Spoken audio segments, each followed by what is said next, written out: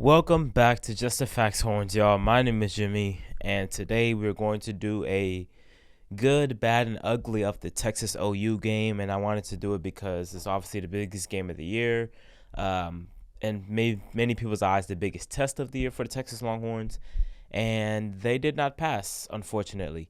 Bye week's coming up, so what I will do is do this good, bad, and ugly, and then I will. Later this week I'll do a report card grades for the halfway point through the season, because conveniently our bye week is right in the middle of the season. After the first 6 games, after the bye week we'll have our last 6 games, so it's the perfect time to do like a report card midterm check-in with the team, give out some grades to each position group, and evaluate the team and evaluate the guys moving forward. So I'll do that later on this week. But today I want to talk about the good, the bad, and the ugly of the OU game. And unfortunately, I have to start with the bad and the ugly. Let's go ahead and just start with the ugly. Get it out the way. The start of that game was ugly. In my preview, I talked about how whoever got a really good start to this game would be in prime position to win. They would have the advantage to win this game. And that was definitely not us. Come out on a second play, turn the ball over. Great. They score a play or two later. We come down and we have to do a fake punt on a fourth down to get that. And then we have to do another fourth down conversion with Savion Red package. And then we get down to the red zone. We turn the ball over again. That was kind of like it was a tough play or whatever at the goal line. But we turned the ball over twice in the first 2 possessions, and all hell's breaking loose, right? And couldn't have got off to a worse start there. In this game, it didn't seem like we were prepared, at least. I mean, in most parts of this game, it seemed like we just weren't prepared for certain things, whether that be OU's coverage in the secondary, whether it be their front 4, front 7, bringing heat on Quinn for a lot of that first half, whether it be Dylan Gabriel running with the football. We just weren't prepared. The start and us not being prepared are 2 really ugly parts of the game. And I think these things are fixable. That's the beauty of it. These things are correctable. We're going to go into the bye weeks, obviously evaluate what we need to get better at, and hopefully we come out with a better start throughout the season. And another thing before I get to the last part of the ugly, as Texas fans, we are hard on ourselves. I'll touch on this at the end of this video, but as Texas fans, we are very critical of the team, and I want to tell everyone to stop overreacting. It's not the end of the world, but at the same time, we do have to criticize the team whenever it's fitting. And even though we were winning all those games this past month, whatever, we still had to critique. We still had to nitpick. We still had to point out flaws in the team to get ready for games like this, for it to not show up in games like this, for red zone issues to not show up in games like this, for short yardage stuff to not show up in games like this, for slow starts to not show up in games like this.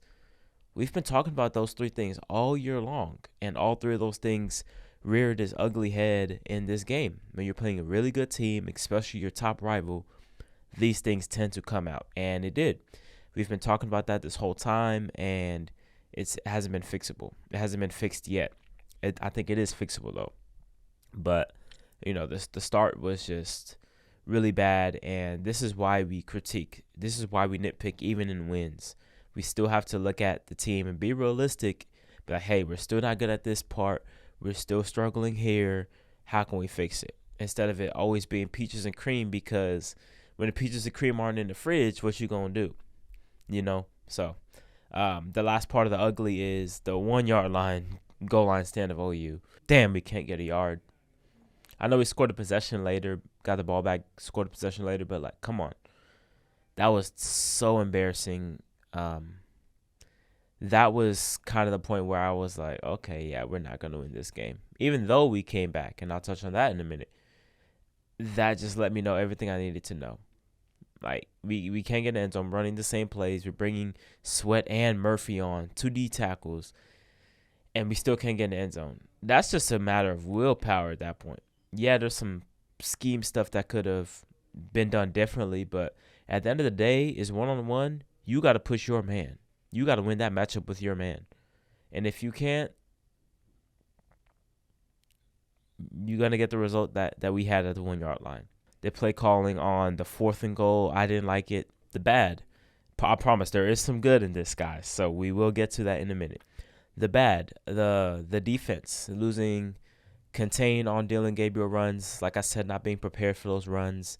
And can't really say I blame him too much because Gabriel didn't really put that onto display. But we didn't even adjust much when he did start running and taking off and hurting us with his legs, especially on 3rd downs and scrambles, things like that. We didn't really adjust, and I was disappointed in that. Our defense lost contain. Our edges weren't good at all. I think our edges probably came too far upfield when they were rushing, and that allowed Gabriel to have those pockets to run into. We gave him lanes to run into. I think we can fix that up. I think we can, bring pressure on earlier down so plays like that aren't as effective later on. But hats off to Dylan Gabriel. He hurt us in so many ways. He did his thing. He was the best player on the field. That's pretty much all I can say. But the communication was overall piss poor in my opinion. I didn't think it was good at all. Exhibit A, the last touchdown that Oklahoma had, no communication. Bender was lost in translation, and guy wide open in the back of the end zone. Our communication hasn't been like that all year. Now, it hasn't been great, but it hasn't been this bad. And OU exposed that part of us. Jalen Ford, for as great as he is, he didn't have a very good game. And there's no doubt in my mind he's going to bounce back, but you have to have your best players show up in the biggest games. And unfortunately for Jalen, he didn't. I feel like he was just playing catch up most of the time. Dylan Gabriel beat him on a one-on-one, which I know is tough, but Ford usually makes a lot more plays than what he did, a lot more impactful plays than what he did on Saturday. And that was disappointing. Our coaching staff outdoing themselves is another thing that I think was pretty bad. Sark, I think, sometimes is too smart for his own good at times, and he overthinks certain plays, overthinks certain situations. The last drive we had before OU came back down, we have 2 goals in mind: to either get a touchdown, or if we're not going to get a touchdown, get a field goal and run down as much clock as you possibly can. We did neither. We got the field goal, but we didn't waste as much time as we should have, as we could have, and we didn't get a touchdown out of it. So Oklahoma got exactly what they wanted, what they needed, and they came right back down the field and scored. The last 4 minutes of each half, but the first and last 4 minutes of each half belong to OU. I think Brent Venables talked about this. The most important parts of the game, especially in a big game like this, are the first 4 minutes of each half, beginning and end. The first 4 minutes of each half and the last 4 minutes of each half. OU won all of them. And, in the beginning of the game, like I mentioned, they owned those first 4 minutes. We weathered a storm, that's great, but they owned those first 4 minutes. The last 4 minutes of the half, they came down. It was tied 17. You let them come down and get a field goal, go up at halftime. You're thinking, oh, that's not too consequential, but guess what? The start of the second half, the first 4 minutes of the next half, they come out, score a touchdown, they're up 10. Boom. We got to dig ourselves out of that hole. And then the last 4 minutes, obviously, we did come down and score, but they came back down with a touchdown to win the game. So they won all facets of that. And I think Sark's play calling is too cute sometimes. He gets too cute, or he gets too cool for school, and it just drives me up the wall. That's still one thing, going back to his first year, that Sark still has a problem with, is overthinking the offense sometimes. Sometimes we need to just say, hey, just run it with Jonathan Brooks. Stop these damn swing passes and bubble screens that seldomly work. And, if we are going to do them, we throw them to A.D. Mitchell, who is For as much as I appreciate AD Mitchell and the things that he does for our team, we've been missing that guy on the opposite side of Worthy for a couple years now. But for as great as he is for us in that regard, he is such a poor blocker, and that's effort. A lot of that's effort. He's the biggest receiver on our roster, wide receiver wise, and he just doesn't care about blocking. We've seen it multiple times. He just doesn't care. And we're running plays where he's the lead blocker. Why? Now, the red package did work, but it sucks that we do have to resort to that in the first place, but the save on red package does work. We could have gone to that at the 1 yard line, maybe. Who knows? Instead of going lateral with Worthy at the 1 yard line. If we're going to go lateral, why not have that play set up for Whittington or AD, a bigger receiver who can kind of muscle his way into the end zone.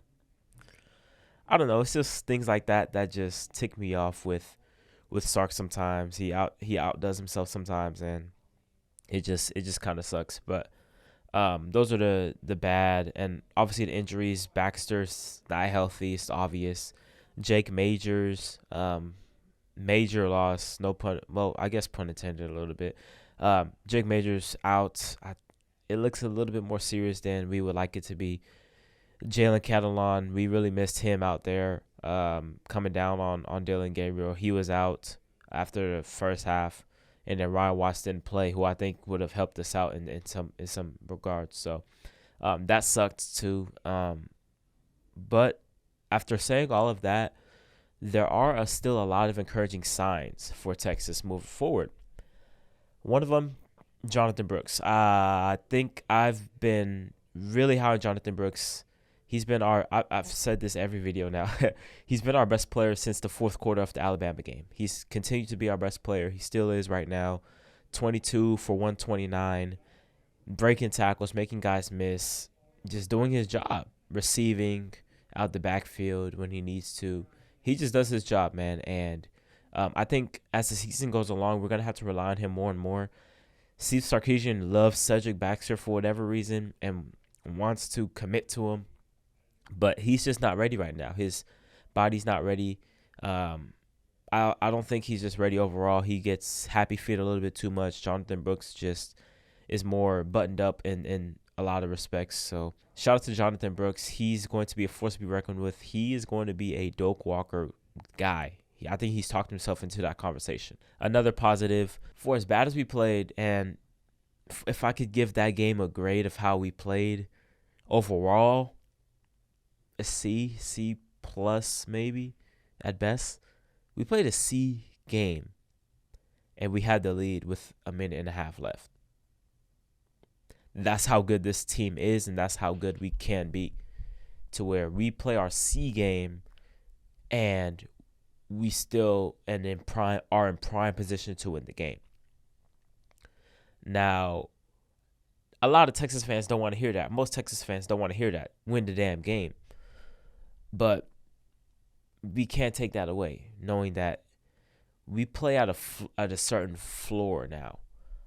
Who knows how high our ceiling is, but we have a baseline of how good we're going to play. In 2021, our C game, we probably get blown out in the second half, like we did, in 2021. We play our C game here in 2023, and it's like we still had a chance to win the game. And that's probably why it hurts the most. We played a terrible game, but we still had a chance to win. It looked like we were going to win for a minute. It got taken right out of our hands. Next thing, Quinn had a bounce back. For as bad as he played in the first quarter of that game, he bounced back. After the first two drives, Quinn only had 4 incompletions the rest of the game. So it's like most of the first quarter and the other 3 quarters, 3.5 quarters, Quinn only missed 4 throws. Outstanding. Last year, I don't think Quinn recovers from that start. I'm just being honest. But for him to go 31 of 37, 346 yards, have a spot in The second half where he completes 19 straight passes, that's just remarkable from him. Obviously, you don't want to see that dumbass start that we saw, but he bounced back in a way he probably wouldn't have last year. And I applaud him for that. He looks like he's gotten better. He's in a way better space mentally, like they said on the broadcast. And he did his thing. The kicking and special teams really satisfy me. Bert Auburn bounce back game, hits 2 or 3 field goals, including that clutch one at the end that would have won us the game. So he looks like he's back on track for at least right now. Let's see if that keeps on going. Our special teams is still doing their thing. I was waiting for a block punt this season, and we damn sure got it with Keaton Crawford. Keaton Crawford and Keelan Robinson are just they might find spots in the NFL just for special teams, if not anything else. That's how good those two guys are on defense, on special teams. Don't let Bill Belichick get a hold of them, because those guys are special on special teams. And we didn't muff any punts, we didn't miss any field goals. So I'm overall pleased with the special teams. And then the young players stepping up in these big time performances, especially on defense. Anthony Hill, man, can't say enough about him. Derek Williams, he's going to need to get more playing time moving forward. Malik Muhammad, he's going to need some more playing time moving forward. Those guys, for as young as they are, they come in and they make plays, man. They play freely. They do their job. Yeah, they're going to make mistakes because they're 18, 19 years old, freshmen. But they're going to fight. They're going to make plays. They're going to do their thing. And you can't ask for anything else from your guys. So that's the good and the bad and the ugly from the Texas game, Texas OU game. Parting thoughts. Damn, man. It's crazy how the narrative would have shifted. Yeah, we would have still been talking about the first quarter and the turnovers in the red zone and the short yardage issues and all that. But damn, imagine we win this game. We probably go to number one in some poll. But we are a solidified top 3 team. We just got off our biggest test remaining on our schedule. And that would have been putting us in prime position to go to the Big 12 championship game and control your own destiny. Now, I mean, in a way, I guess we still can control our own destiny. We went out, plus the Big 12 championship game, we get into the playoffs.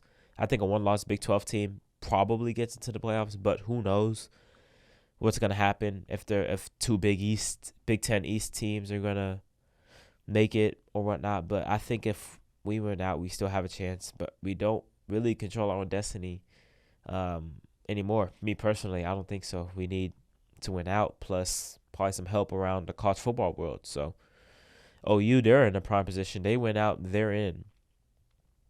So the pressure is on us. Oklahoma has no more pressure. They can lose a game to Iowa State later on, or they just played Iowa State. They can lose a game to UCF or whoever else they play and still be fine. Us, if we lose one more game, we're done. So every game here on out for us is a playoff game, a elimination game, so to speak. So the sense of urgency is heightened. And I think this team can really make a run, man. I think this team can really make the playoffs. But every game is pressure-filled now. You got to go into this bye week, dust yourself off, learn from the mistakes, back to the drawing board. Got to come out against Houston and dominate. Let's see if they're going to be up for the challenge. Let's see how they respond. But that's going to wrap it up, y'all. Y'all let me know y'all's good, bad, and ugly of the Texas OU game. What can we get better at? What you think we did well? What has been encouraging for you so far this season? Like I mentioned, I will do another video later this week on mid-season grades for position groups, coaches, things like that. So y'all stay tuned for that. This is Jimmy from Just the Facts Horns. Hook 'em.